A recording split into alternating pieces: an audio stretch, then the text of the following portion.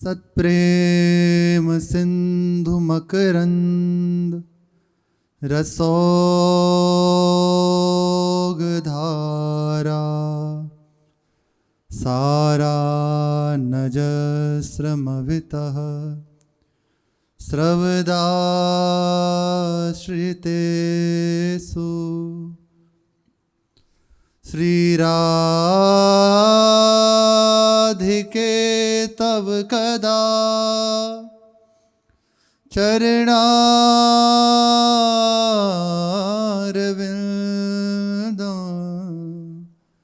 गोविंद जीवन धनम सिरसा वहामि गोविंद जीवन धनम सिरसा वहामि। राधा राधा राधा राधा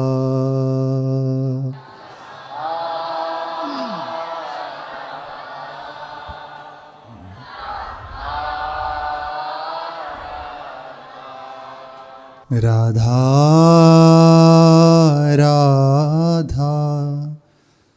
राधा राधा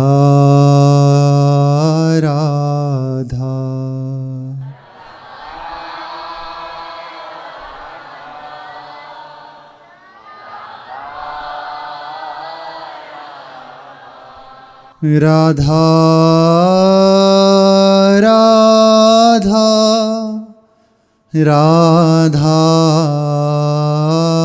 राधा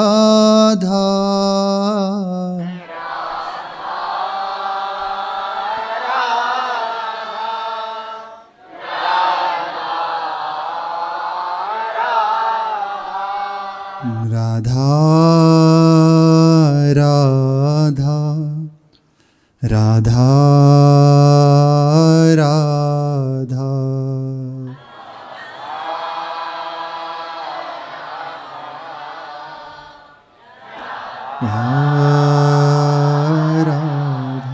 श्री राधा वल्लभ लाल की। श्री प्रिया प्रीतम की अहेतु की कृपा से हमें अद्भुत अवसर प्राप्त हो गया है, उनकी कृपा से उनकी प्राप्ति का। इसमें अपना ना कोई बल है, ना साधन है, ना योग्यता है, कोई सद्गुण नहीं, कोई भी कहीं भी रंच मात्र कोई गुण नहीं जिससे उन्हें प्राप्त करने की ये उपलब्धि जो हमें मिली है। अब अवसर प्राप्त हो गया, सारी व्यवस्था उनकी तरफ से हो चुकी है, बस जैसे चला रहे हैं वैसे चलते हुए उनको पालें। महापुरुष जन जो आज्ञा कर रहे हैं, गुरुजन जो आज्ञा कर रहे हैं, वो सीधी प्रभु की ही आज्ञा है उनको पाने के लिए। इसमें सीधे प्रभु की ओर से है। एक बार श्री महाराज जी सत्संग में कह रहे थे, जिस समय कोई उपासक को गुरुजन संतजन केवल कृपा करके यदि आज्ञा दें तो अत्यंत सावधान हो जाओ। दो बात कही उसमें। पहले तो एकदम सावधान हो जाओ कि मुझे आज्ञा हो रही है, इसका मतलब है कि महान मंगल यात्रा। और दूसरा, अत्यंत प्रसन्न हो जाओ कि मुझे प्रभु की प्राप्ति का उपाय मिल गया, मुझे निश्चित अब प्रभु प्राप्त होने वाले हैं। पहले सावधान हो जाओ, और दूसरी बात में कहा कि आप अत्यंत प्रसन्न हो जाओ कि निश्चित हो गया मुझे प्रभु मिलेंगे, क्योंकि इनकी दृष्टि मेरे ऊपर हो गई, मुझे आज्ञा कर रहे हैं। अब बस अपना कहीं भी कोई भी अपनी मानसिकता का उपयोग ना करते हुए केवल वो जैसे कह रहे हैं चलते चले जाएं। पूज्यपाद श्री पंडित गया प्रसाद जी महाराज बता रहे हैं, उपासक कैसे अपना जीवन साधु में बनावे। ये जीवन प्रभु का है। अब प्रभु हमारे चाहते हैं हमारे अंदर साधुता आवे, तो अब हमें पीछे नहीं हटना। अवसर मिला है, बस पूरी रूप से अपने आप को झोंक दो। जो कर्तव्य श्री सद्गुरुदेव ने लिखे हुए हैं, इनकी आज्ञा में सबसे प्रधानता गुरु आज्ञा है। प्राय ये अन्य कुछ नहीं।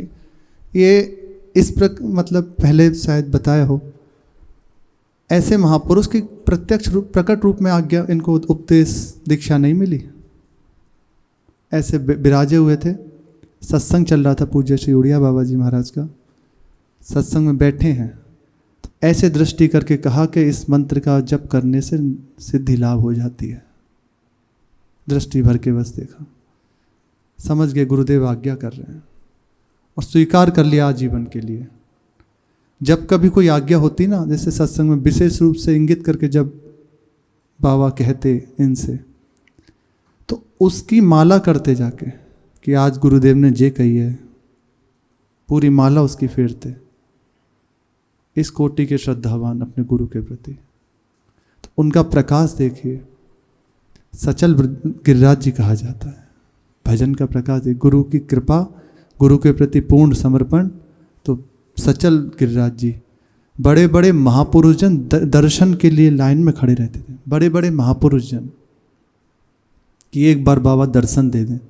भेंट आदि स्वीकार करना तो बहुत दूर की बात रहा, कभी तो स्पर्श ही नहीं, कि बस दर्शन दे दें, मिल के कभी बात कर लें तो अहो भाग्य। इस कोटि के महापुरुष केवल गुरुदेव की आज्ञा में जीवन बिता दिया। ऐसा दुलार गुरुदेव से कि एक छवि रखते थे, तो धूप में बैठे हैं तो उस छवि को ऐसे पहुंचते और ऐसे धूप दिखाते। और महान प्रेमी श्री ठाकुर रास बिहारी के वो आज्ञा कर रहे हैं कि जो गुरुदेव ने कर्तव्य लिखे हुए हैं उनको पालन करना ही आराधना है, अन्य आराधना नहीं है, अन्य उपासना नहीं है। यदि गुरुदेव की आज्ञा का उल्लंघन करके हम बहुत अच्छी तरह उपासना बना रहे हैं तो वो कुछ नहीं है, सब बेकार हो गई है। केवल गुरुदेव ने जो आज्ञा कर दी उसका पूर्ण रूपेण से पालन करना ही हमारा आराधना है। श्री सद्गुरुदेव भगवान के सुझाए भय मार्ग सो चले तो धीरे धीरे सब सुधरी जाएगा। आज्ञा हो गई। कई बार अंदर ये बात आती है, मेरे में बल तो है नहीं, मैं बार बार आज्ञा से गिर जाता हूँ, क्या करूँ? तो निश्चित मानिए आप केवल आज्ञा को पकड़ लीजिए। अंदर से एक बात दृढ़ कर लो कि मुझे चलना है तो ये जो कह रहे हैं वो करना है। इस बार बार गिरें भी तो उसी के गिरने का प्रताप होगा, वो देख रहे हैं ना, वो बल जागृत हो जाएगा और आपको उसमें स्थित कर देगा। उनकी आज्ञा पालन से ही वो बल जागृत होगा। अहंकार का नाश केवल गुरु कृपा से होता है। गुरुदेव जब देख लेते हैं उनकी आज्ञा में लगे हुए हैं ना, ये मनमानी आचरण तभी बंद होते हैं। मन बुद्धि का खेल तभी दूर रहता है जब गुरुदेव की द्वारा प्रदत्त उपासना में चित्त लग जाता है। अन्यथा सब कुछ करते हुए ये रहता है कि अहंकार देवता पीछा नहीं छोड़ते हैं, वो बने ही रहते हैं। अहंकार की कोई उपाय नहीं है हटाने का। इसकी विचित्र बात यह है, जितना इसको हटाने का प्रयास करोगे उतना बढ़ता है, क्योंकि हटा आप रहे हो। और वहाँ सीधी आज्ञा होगी ऐसा करो तो अंदर आने लगता है ये तो उनकी कृपा से हो रहा है। गुरु जी ने कहा है श्री जी के सामने प्रणाम करो, इतनी माला जप करो, ये नियम से चलो, तो गुरु जी ने आज्ञा करी है। तो अब मन ना भी हो तब भी हृदय भयभीत रहेगा कि आज्ञा उल्लंघन ना हो जाए। प्रभु प्राप्त होंगे तो आगे की बात है, लेकिन मेरे हृदय की बात है कि बस आज्ञा उल्लंघन ना हो। तो बस सामर्थ्य आती जा रही है, दिव्य सामर्थ्य हृदय में जागृत होती जा रही है। यह विश्वास रखनो कि यही जीवन में श्री जीवनाधार के प्रेम में डूबना है। ये सारी बातें उस उपासक के हृदय में सहज रूप से आ जाएंगी जो उनकी आज्ञा में लगा है, अन्य कोई नहीं। बड़े बड़े महापुरुषों को देखा गया कि गुरु जी ने बोल दिया, उनके मुख से मंत्र मूलम गुरु वाक्य है, गुरु जी ने जो कह दिया वही मंत्र है। उनने कहा आपको राधा वल्लभ कहना है, तो अब राधा वल्लभ श्री हरिवंश भी नहीं बोलना, उसमें कहीं भी कोई रास्ता नहीं निकालना मन बुद्धि के द्वारा कि इतना कहा है ऐसा कह दिया। उन्होंने कहा यहाँ बैठ जाइए, अब बस सब उठें तब उठ के जाना, आगे से नहीं जाना आपको। तो ये रास्ता नहीं निकालना कि आगे से तो नहीं जाना, पीछे से तो चले जाएं। अच्छा, किसके संग धोखा कर रहे हैं? अपने साथ ही तो। किसका बिगड़ रहा है? हमारा ही तो बिगड़ रहा है। उनका क्या, वो तो कृपा में हैं, दयालु हैं, फिर संभालेंगे। लेकिन बिगड़ तो अपना रहा है, किसी का कुछ नहीं बिगड़ा। इस समय यदि आज्ञा का उल्लंघन हुआ तो निश्चित पछताने के सिवा कुछ हाथ में नहीं रह जाएगा, कुछ प्राप्त होगा है नहीं। जितना भी कुछ करके देख लीजिए, हार के यहीं आना पड़ेगा आपको कि गुरु जी ने जितना कह दिया। इसलिए आज अभी अवसर मिला है, सौभाग्य प्राप्त है। अभी इस समय ये इतना अंदर उत्तालता नहीं शुरू कर सकता है मन, केवल उनके भय से कांपता हुआ जैसे कह रहे हैं चल जाएगा। कुछ ही समय बस, शुरुआत में दिक्कत होती है, लेकिन थोड़े दिन में ही ऐसे करुणा, उनकी कृपा की शीतल लहर आती है, हृदय शांत हो जाता है, अंदर आने लगता है कि अब मन राजी हो जाता है कि बस चाहे जो हो जाए। ये यार ये निष्ठा, इसी से रुचि जागृत होती है। अब नहीं, गुरु जी ने जो कह दिया, मुझे प्राप्त हो ना हो, मैं इससे अलग नहीं हट सकता। अपनी ओर मत देखो हम कैसे हैं, क्या हो रहा है, चलो बस इनके वाक्यों के आधार पे, ये है ना, इनके आधार पे। इन सब के पीछे विश्वास ही मूल है। भगवत मार्ग केवल विश्वास पे आधारित है। यदि आपका विश्वास छूट गया तो कुछ हाथ नहीं लगा। इसलिए चाहे जैसी स्थिति हो जाए, कभी विश्वास ना छूटे हमारा। हमें विश्वास ही तो है। देखिए, सबरी जी ने विश्वास कर लिया गुरुदेव के वाक्यों पे। 10,000 वर्ष, श्री भक्तमाल जी में लिखा है, 10,000 वर्ष तक केवल प्रतीक्षा करती रही। 10,000 वर्ष आप विचारिए कितने होते हैं। रोज वही नित्य दिनचर्या, सुबह उठना, फलों को चखना, ला के रखना कि प्रभु आएंगे उनको पवाऊंगी। 10,000 वर्ष तक। लेकिन अंदर ये नहीं आई कि गुरुजी ने कह दिया, कहीं बहलाने के लिए तो नहीं कह दिया। विश्वास, दृढ़ विश्वास, अचल विश्वास, बिल्कुल बट विश्वास अचल निजु धर्मा। ऐसा विश्वास हो कि हमें कोई हिलाने वाला आ जाए। हिलाने का मतलब कोई हमें हमारे मार्ग से हटाने वाला मिल जाए कि अरे इतने दिन हो गए ऐसा करते हुए, हम ऐसे बता रहे हैं, ऐसे चलो तो बहुत जल्दी आपको प्राप्त हो जाएगा। बोले नहीं, मुझे कुछ प्राप्त हो ना हो, मुझे इसी से सब कुछ प्राप्त हो जाएगा। निष्ठा को परिपक्वता, बट का इसलिए यह उदाहरण दिया गया। बट वृक्ष जो होता है, उसकी डाल जैसे जड़ जहाँ खत्म होने लगती है, वो कहीं से भी जड़ निकाल लेता है। ऊपर से जड़ निकाली, वो फिर पक्का। इसलिए विश्वास इस कोटि का हो कि कोई भी सामने वाला हमारे प्रभाव में आके वो विश्वास से युक्त हो जाए, ना कि हम उसके प्रभाव में बह के। अब यदि कोई हमारे प्रभु के विषय में विपरीत बातें कर रहा है कि हमें तो प्रभु के विधान में, अरे भैया आप विचार कीजिए, यदि प्रभु करुणा ना करें तो आप यहाँ कैसे हो? उनकी उदारता की ओर दृष्टि तो दीजिए, उनका अपार करुणा वात्सल्य की ओर देखो तो सही, कैसे प्यार करके संभाल रहे हैं। यदि वो ना हो तो कहाँ आप हो? कहाँ हम खेल रहे थे, आज देख रहे हैं ना हमारे हृदय की क्या दशा है। यदि प्रभु इस समय ना संभालें तो कौन संभाल सकता है? बिल्कुल अंदर की और बाहर की बिल्कुल नहीं सुननी। इसीलिए कहा गया बार बार गुरु वाक्य, गुरु वाक्य। ये गुरु वाक्य ही आपको असंग कर देंगे, अंदर से भी बाहर से भी। कई बार ऐसा होता है कि उपासक बाहर से तो असंग हो जाता है, संग छोड़ दिया और एकांत में जाके, लेकिन अंदर का संग नहीं छोड़ पाता। उसको छोड़ने का सामर्थ्य केवल गुरु कृपा से आता है। गुरुदेव ने कह दिया, मन मुझे उल्टी बात सिखा रहा है, मतलब आज तक ये मुझे फंसाता रहा, अब नहीं, अब तेरी बात नहीं मानूंगा। अब बस मेरे जो गुरुदेव ने, शांत हो गया, तत्काल शांत हो गया। जहाँ इसकी बात को काटा ये शांत हो जाता है।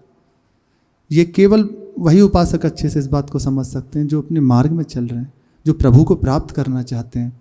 अन्य तो देखो मनोरंजन करते रहो, खा पी के आप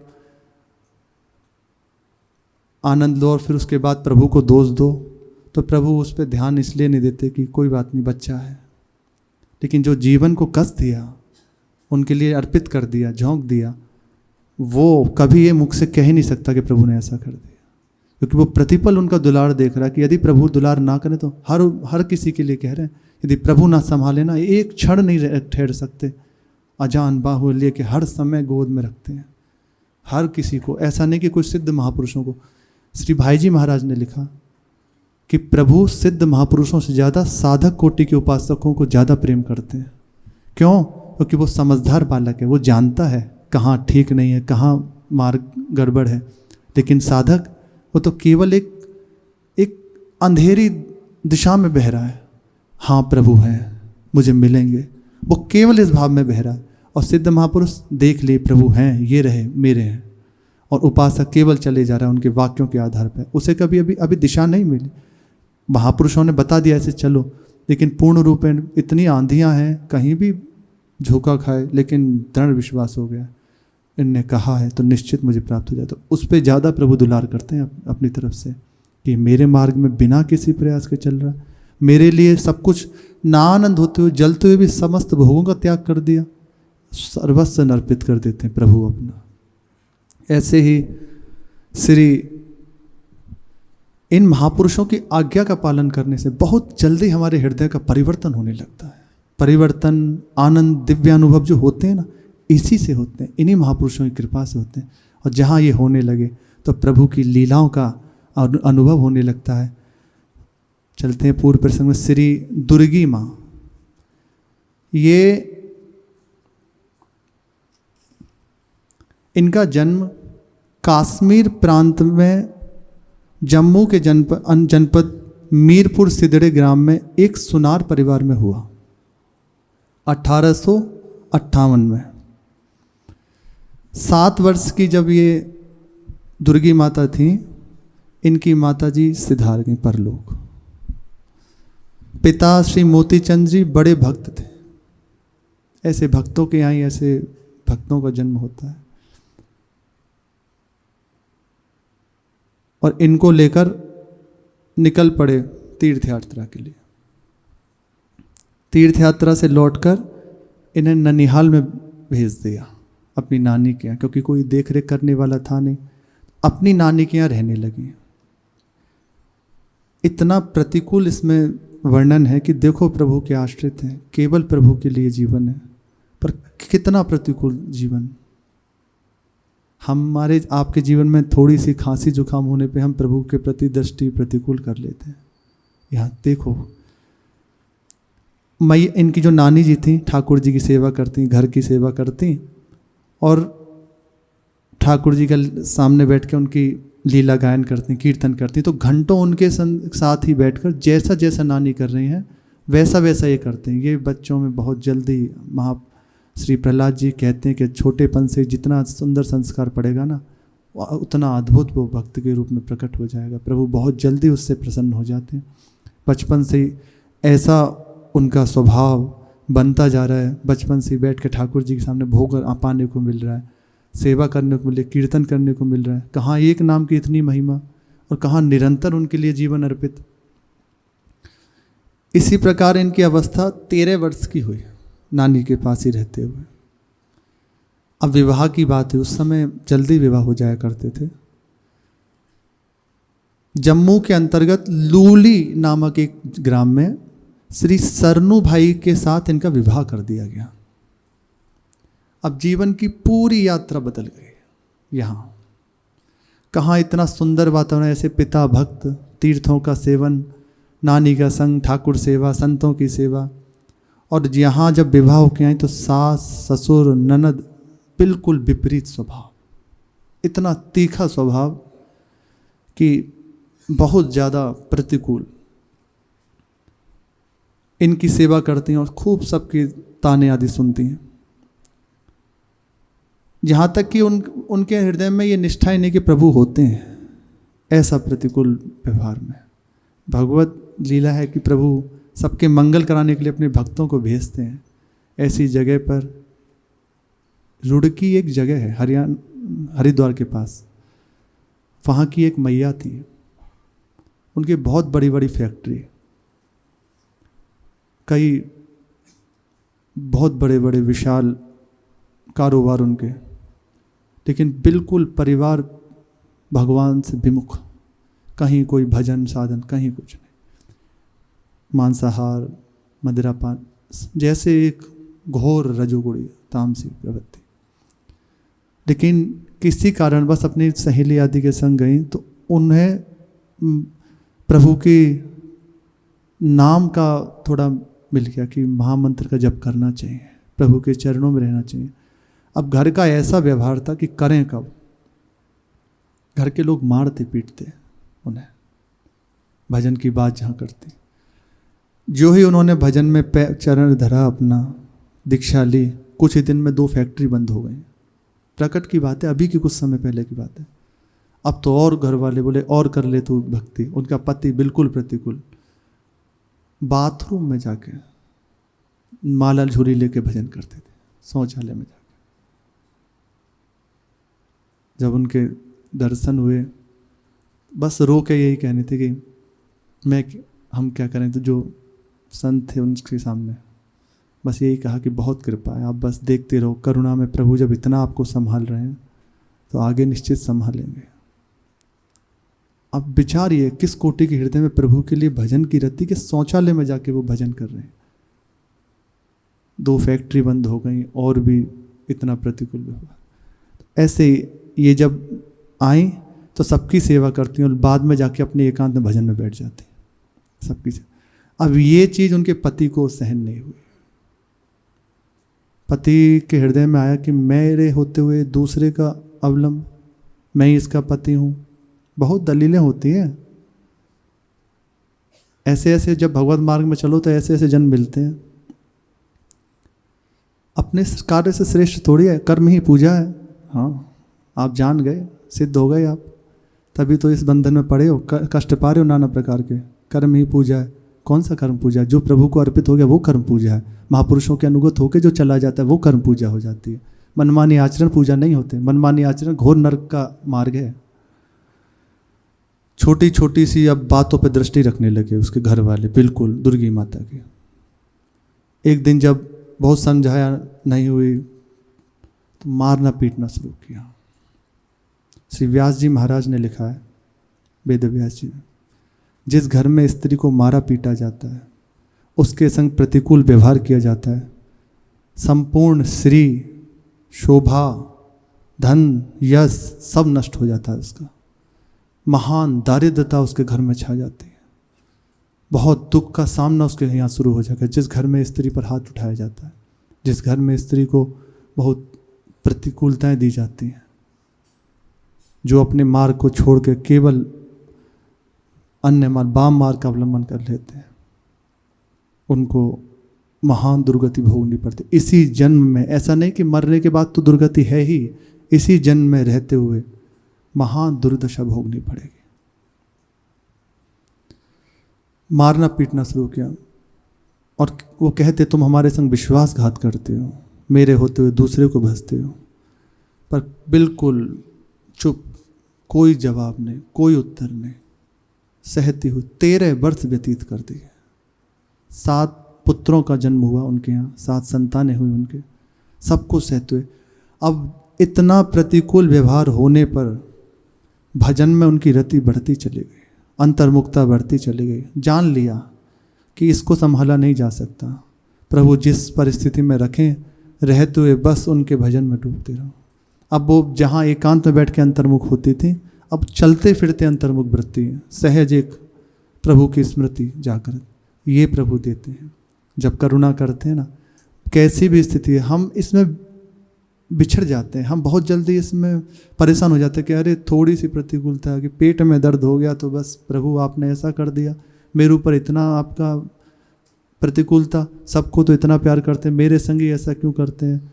अरे विचार करो, यहाँ कैसी बात बताई जा रही है। और कहाँ हमें धाम का वास, महापुरुषों के चरणों का आश्रय, अपना नाम कीर्तन सब कुछ दे रहे हैं। ये तड़प रहे हैं कि एक बार मिल जाए मुझे कैसे भी धाम का वास, कैसे भी हमें जाने को मिल जाए, और यहाँ रात दिन रहने को मिल रहा है, तब भी हमारा हृदय प्रभु के प्रतिकूल।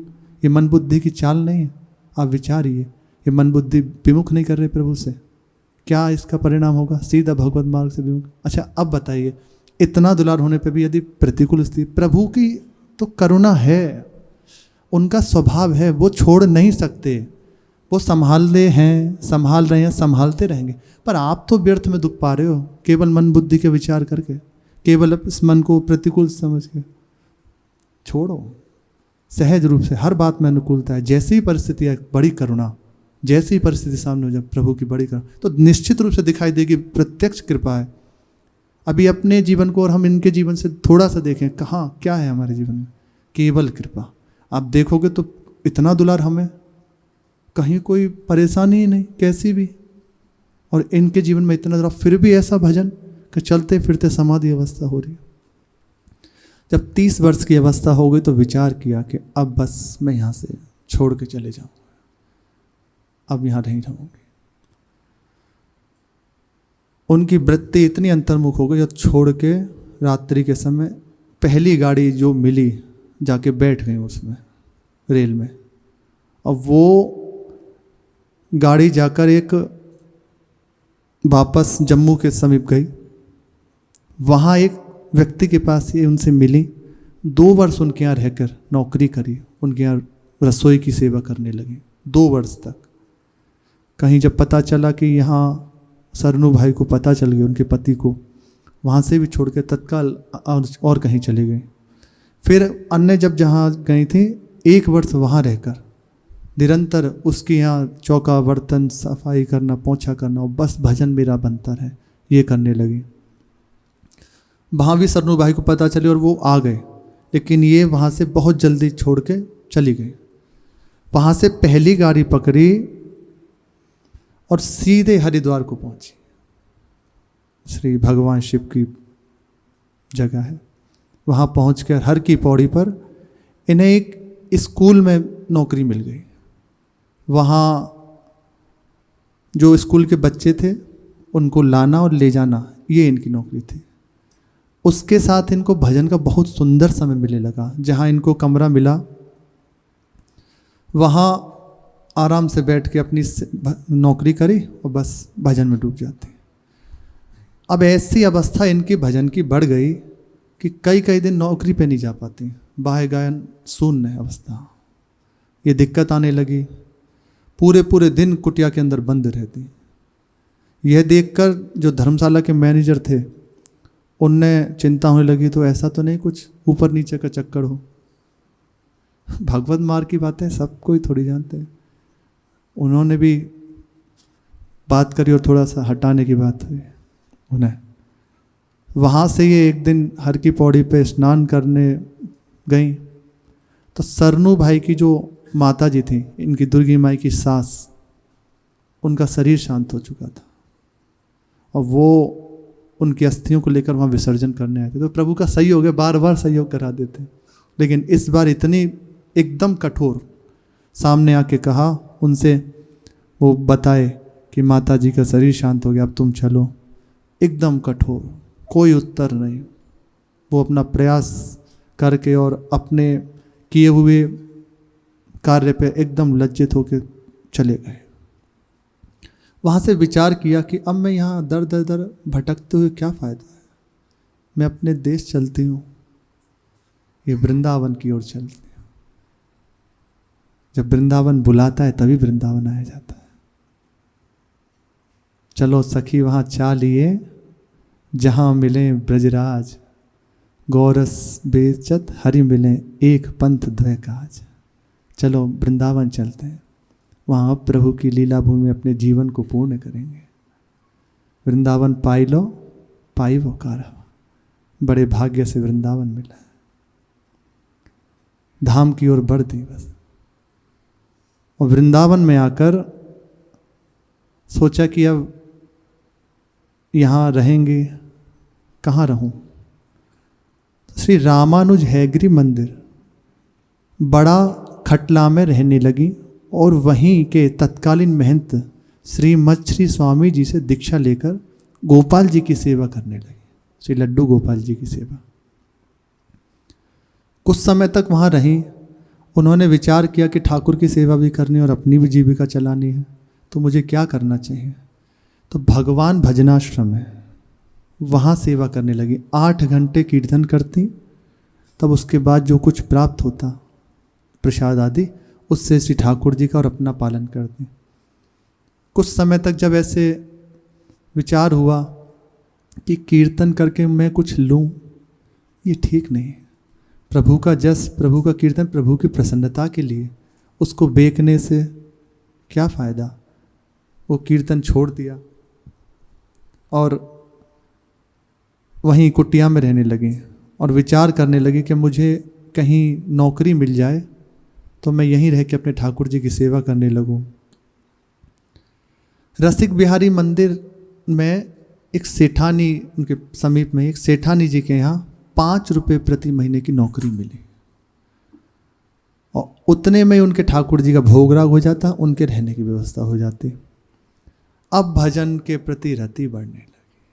अब क्योंकि निश्चिंत हो गई ना, अपने देश में आ गए, वृंदावन आके रहने लगे, ठाकुर सेवा मिल गई, दीक्षा मिल गई गुरु के चरणों में। ये बहुत बड़ी उपलब्धि है।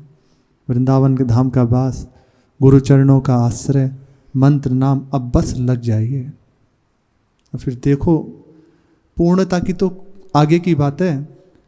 ईमानदारी से लगने पे प्रतिपल जीवन में उत्साह आनंद बढ़ने लगेगा। इसी के आधार पर उपासक चलता है, उसके निज अनुभव पे चलता है। हाँ, जहाँ मैं चल रहा हूँ वो मार्ग सत्य है, क्योंकि उसके हृदय में आनंद का अनुभव हो रहा है ना। निश्चित आप ईमानदारी से बस लग जाइए, फिर देखिए ये सब छोड़ो, इधर उधर की बातें मन बुद्धि की, इसमें कुछ नहीं रखा। जितना इसको फंसाओगे ना, ये आपको उतना फंसाता चले जाएगा। बस इसे फंसा दो गुरु जी की आज्ञा में, गुरु जी के उपदेश में, तो बस ये पंगु हो जाएगा। जैसे हिरन होता है ना, उछाल कूद करता रहता है, ये तब तक ही करता है जब तक उसके बहेली का बाण नहीं लगा। जहाँ गुरु रूपी बहेलिया का बाण लगा, ये तत्काल बस शांत, ये मन बुद्धि शांत हो जाते। आप कहोगे हम चल तो रहे हैं पर हमें अनुभव क्यों नहीं हो रहा, तो हम अपने जीवन को देखें, पहले क्या थे और आज क्या थे,